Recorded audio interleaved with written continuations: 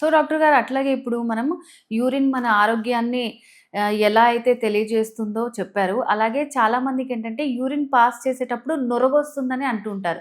So అది దేనికి symptom అంటారసలు? ఇది కూడా ఇంపార్టెంట్ సింప్టమే. ఎందుకంటే యూరిన్ పోసినప్పుడు జనరల్‌గా క్లియర్‌గా ఉంటుంది. గచ్చు మీద పోసినా లేకపోతే ఎక్కడ పోసినా సరే క్లియర్ వాటర్, అంతకు మించి ఏమి ఉండకూడదు. కానీ నురగతో వస్తుంది. మనము మజ్జిగ చిలికితే పైన నురగొస్తుంది.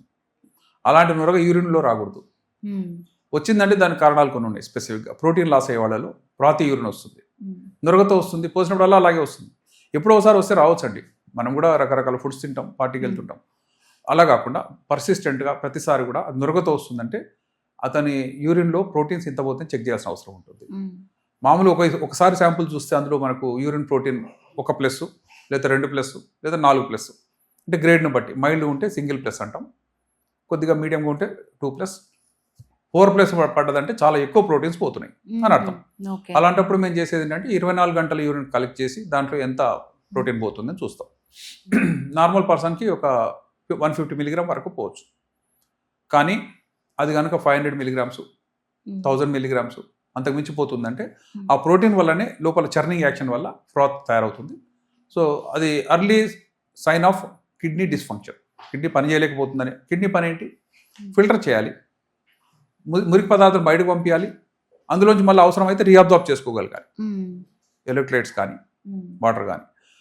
అయితే అవి చేయలేని పక్షంలో ప్రోటీన్స్ ఏవైతే లాస్ అయిపోతున్నాయో, ఒక జల్లెడ ఉంది అనుకుంటాం. జల్లెడ ఏం చేయాలి? పైన మనం ఏం కావాలో అది ఉంచుకోవాలి, కిందకి లిక్విడ్ వదలాలి. కానీ జల్లెడ రంధ్రాలు పడ్డాయి అనుకోండి, ఏవైతే కిందకి పోకూడదు అవి కూడా పోతుంటాయి. అవే ప్రోటీన్స్. ఆ ప్రోటీన్ యూరిన్ కలిసినప్పుడు ఫ్రాత్ అవుతుంది. నెక్స్ట్ ఫిస్టులా, అంటే మూత్రనాళానికి ఇంటెస్టైన్కి మధ్యలో కనుక కనెక్షన్ ఏర్పడితే అనేక కారణాలు ఉన్నాయి. కొంతమంది క్యాన్సర్స్ ఉండొచ్చు, కొంతమంది డైవర్టిక్లోస్ అనే కండిషన్ ఉంది. అదేంటంటే చిన్న చిన్న అవుట్ పోచింగ్ చెవుల్లాగా, ఇంటెస్టైన్ పైన చిన్న చిన్న చెవుల్లాగా తయారవుతాయి. అవి పక్కన అవయవాలతో కనెక్షన్ ఏర్పరచుకొని ఇంటెస్టైన్ ఉన్నది దాంట్లో ట్రాన్స్మిట్ అవుతుంది.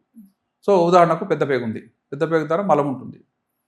రైట్ సైడ్లో అయితే లిక్విడ్ రూపంలో ఉంటుంది, లెఫ్ట్ సైడ్ అయితే సాలిడ్ రూపంలో ఉంటుంది. ఆ కనెక్షన్ ఏర్పడ్డప్పుడు అందులో ఉన్నటువంటి మలిన పదార్థాలు ఫ్రాతీగా రావచ్చు. ఫ్రాతీగా రావడమే కాకుండా చాలా చెడు వాసన వస్తుంది. ఆ చెడు వాసన అనేది తప్పకుండా గుర్తుంచుకోవాల్సిన సింప్టమ్. అసహించుకొని ఏదో అయిపోయిందని బయటకు వచ్చేయడం కాదండి. ఎందుకు వచ్చి యూరిన్లో అంత చెడు వాసన జనరల్గా రాదు. యూరిన్ ఇన్ఫెక్షన్ ఉన్నా సరే కొద్దిగా వాసన వస్తుంది తప్పితే మల ద్వారం కానీ లేక ఇంటెస్టైన్ కానీ ఎక్కడ కలిసినాయో అది ఇది కలిసినంటే ప్రాణాంతకం. ఎందుకంటే ఆ ఇన్ఫెక్షన్స్ కిడ్నీకి చాలా కొత్త. పేగుల్లో ఉండేటువంటి బ్యాక్టీరియా చాలా డిఫరెంట్, మూత్రనాళం ఉండే చాలా డిఫరెంట్. మూత్రనాళం చాలా డెలికేట్, సున్నితమైంది. కాబట్టి సింపుల్ ఈకోలై అని చెప్పి ప్రోటీస్ అని లేక సూడోమోనస్ అని సింపుల్ ఇన్ఫెక్షన్, వాటిని టాబ్లెట్స్ ఇంజెక్షన్స్ చేసి తగ్గిపోతాయి. కానీ ఇంటెన్షన్స్ ఉన్నాయి చాలా భయంకరమైనవి, చాలా ఎక్కువగా ఉంటాయి. అయినా సరే ఆ నాళానికి అవి నార్మల్. కానీ దీన్ని కలిపేసామంటే మాత్రం తప్పకుండా ప్రమాదకరమైనది. ఫ్రాతీగా రావచ్చు, చెడు వాసనతో రావచ్చు, ఆగిపోవచ్చు, గడ్డలుగా ఉండి ఆ ముద్దలు పడుతున్నాయి అంటే వాటిని తీసుకురావాలి. మనకి డౌట్ వచ్చింది అనుకోండి, దాన్ని చిన్న టంబ్లర్లు పట్టుకొచ్చినా సరే దాన్ని ఎగ్జామ్ టెస్ట్ చేసి ఏంటి అసలు ప్రాబ్లం అనేది చెప్తారు. తప్పకుండా చెప్తాం. సో అంటే చాలా మందికి ఏంటంటే ఇప్పుడు యూరిన్ నుంచే తెలుసుకోవచ్చు అనమాట అన్ని ప్రాబ్లమ్స్ అనేది మీరు క్లియర్గా చెప్పారు. సో కొంతమందికి ఏంటంటే ఇది నార్మల్గా అంటూ ఉంటారు, ఎక్కువ వాష్రూమ్కి వెళ్ళే వాళ్ళనేమో నువ్వు షుగర్ పేషెంట్ రా అని ఎక్కిరిస్తూ ఉంటారు. సో సగటు మనిషి అసలు ప్రతి ఒక రోజులో ఎన్నిసార్లు యూరిన్ పాస్ చేయాలి, ఎన్నిసార్లు వెళ్తే హెల్దీ, అది సీజన్ వైజ్గా కూడా మారుతుందా? సో మీరే చెప్పాలి. మంచి ప్రశ్న అమ్మ. ఎందుకంటే ఒక వ్యక్తి ఒక 4 నుంచి 6 గంటల మధ్యలో ఒకసారి వెళ్తుంటాడు. దాని లెక్క ఏంటంటే మన బ్లాడర్కి 500 ml కెపాసిటీ. పూర్తిగా నిండినప్పుడే మూత్రంకి వెళ్తాం. సగం నిండినప్పుడు ఎవరు పోవాల్సిన అవసరం కూడా లేదు. అయితే 24 గంటల్లో 8 గంటలు మనం 7-8 గంటలు పడుకుంటాం. సో 16 గంటలు మిగిలింది. 16 గంటల్లో 4 గంటలకు ఒకసారి వెళ్ళామంటే 4 16, అంటే 4 hours ఒకసారి వెళ్తే చాలు. 4 సార్లు పోస్తే చాలు. మరి ఏమన్నా ఇంకోసారి ఎక్స్ట్రా పోసినా 4 to 5 times పోస్తాం.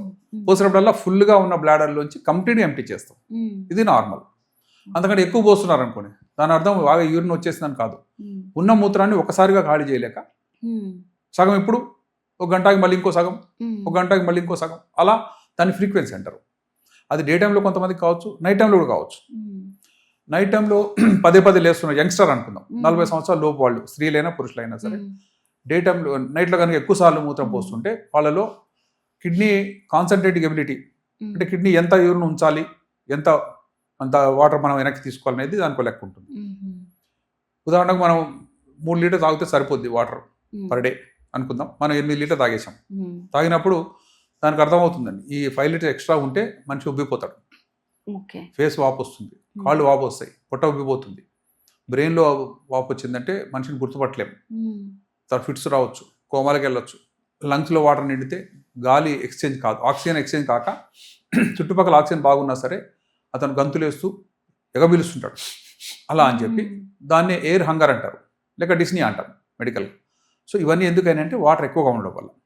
సో ఎవరికైతే యూరిన్ని కాన్సన్ట్రేట్ చేయలేకపోయిందో కిడ్నీ, తన యొక్క కాన్సన్ట్రేట్ ఎబిలిటీ తగ్గిందో వాళ్ళకి మూత్రం ఎక్కువ వస్తుంది, ముఖ్యంగా నైట్లో ఎక్కువ వస్తుంది.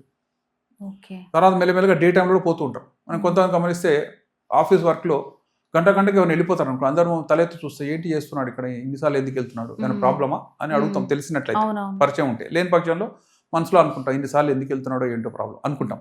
దాని అర్థం ఏంటంటే గంటకు పోరాదు, పోవాల్సిన అవసరం ఏర్పడదంటే అతనిలో ఏదో ఒక సమస్య ఉంది. కొంతమంది కంపల్సరీ డ్రింకర్స్ ఉంటారు, నీళ్ళు తాగితే బాగుంటుంది యూరాలజీ చెప్పేశారని అనుకొని తాగేస్తుంటారండి. ఎంత తాగాలనే దానికి లిమిట్ తెలియదు. యావరేజ్గా అయితే మేమేం చెప్తాము, ఒక 3 లీటర్స్ 2.5-3 లీటర్స్ చాలని చెప్తాం నార్మల్ టైంలో. సమ్మర్లో అయితే ఎక్కువ తాగొచ్చు, ఎందుకంటే చెమటలు పోతున్నాయి కాబట్టి ఇంకో లీటర్ ఎక్స్ట్రా, 3 to 4 లీటర్స్. కానీ కొంతమంది వాటర్ తాగడం ఒక హ్యాబిట్, వాటర్ తాగడం ఒక అబ్సెషన్, తాగి ఎక్కువ మూత్రం పోస్తుంటారు. సో అలాంటి వాళ్ళకి మేమేం చేస్తామంటే వాళ్ళ యూరిన్ ఎగ్జామిన్ చేయడం, స్పెసిఫిక్ గ్రావిటీ అని ఉంటుంది. అంటే ఇది కాన్సన్ట్రేట్ యూరినా, డైల్యూట్ యూరినా. దాని ద్వారా మనం తెలుసుకోవచ్చు ఈయన వాటర్ ఎక్కువ తాగి ఎక్కువ యూరిన్ వస్తుందా, లేకపోతే కిడ్నీ ప్రాబ్లం వల్ల ఎక్కువ యూరిన్ వస్తుందా. సింపుల్ టెస్ట్ ద్వారా తెలుస్తుంది. అదే 40 years దాటిన పురుషులు అనుకున్నాం, వాళ్ళలో ప్రాస్టేట్ గ్రంథి అనేది ఒకటి ఎన్లార్జ్ అవుతుంటుంది వయసుతో. మూత్రాశయం కింద అవుట్లెట్ దగ్గర ఉంటుంది, మూత్రనాళంకి ఒక ఉంగరం చుట్టినట్టుగా ఉంటుంది. అది పెరిగింది అనుకోండి, పెరిగితే లోపల టైట్ అయ్యి మన ఉంగరం టైట్ అయింది అనుకోండి, చేయి నొప్పి పెడుతుంది. అట్లాగే ప్రాస్టేట్ గ్రంథి చుట్టుపక్కల ఉండి టైట్ అయ్యి మూత్రనాళాన్ని కనుక నొక్కేస్తే మూత్రం ఒక్కసారిగా ఖాళీ చేయలేరు.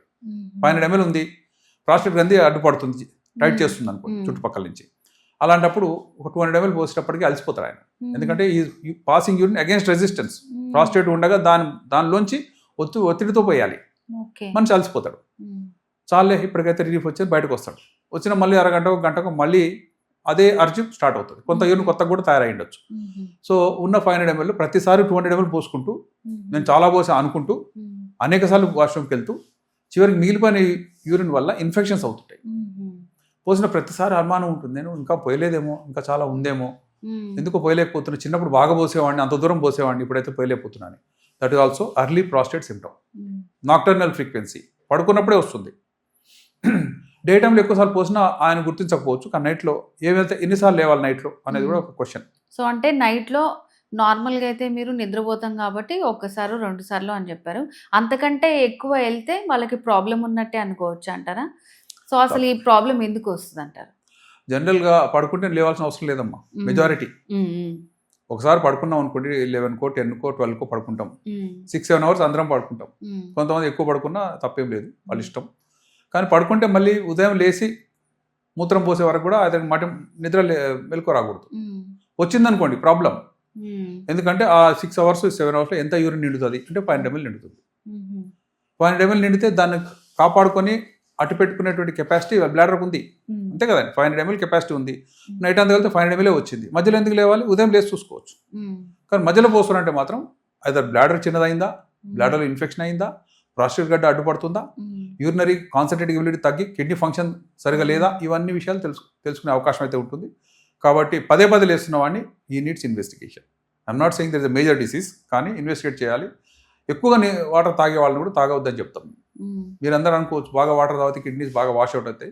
టు సమ్ ఎక్స్టెంట్ 3 లీటర్ తాగాడు 4 లీటర్ తాగొచ్చు, 4.5 లీటర్ తాగొచ్చు, అంతేగాని 6-7 లీటర్స్ తాగాడంటే ప్రాబ్లమే. It puts load on the kidneys. ఎంత ఎక్కువ తాగితే అంత పనిచేసి వాటిని బయటకు పంపాలి.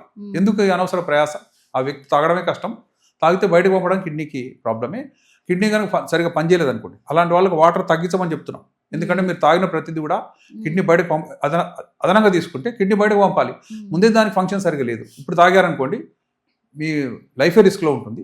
కిడ్నీకి అదనమైన పని ఏంటంటే మనకు రక్తం బాగా తయారు కావాలంటే కూడా కిడ్నీ అవసరం. రక్తం ఎక్కడ తయారవుతుంది, బోన్ మ్యారోలో.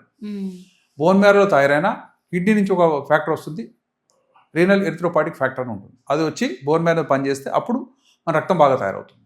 సో కిడ్నీ సరిగ్గా పనిచేయలేదనుకోండి, ఆ ఫ్యాక్టర్ లేకపోవడం వల్ల హిమోగ్లోబిన్ చాలా తక్కువగా ఉంటుంది.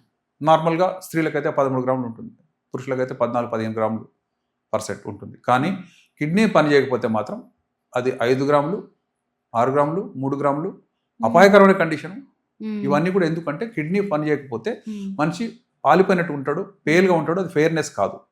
ఇలా మనం ఇట్లా పెట్టి చూస్తే కొంచెం పింక్ కనబడాలి.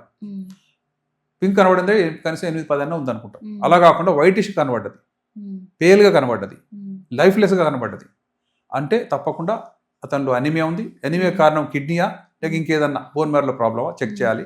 కాబట్టి మనిషి పింక్గా ఉండడం చాలా అవసరం అండి. ఇంకోటి మన ఫింగర్స్ ఉన్నాయి, ఇలా ఒత్తి చూస్తే పింక్ చాలా మంది బ్లడ్ ఉందా లేదా అని ఇక్కడే ఒత్తి చూసుకుంటాం.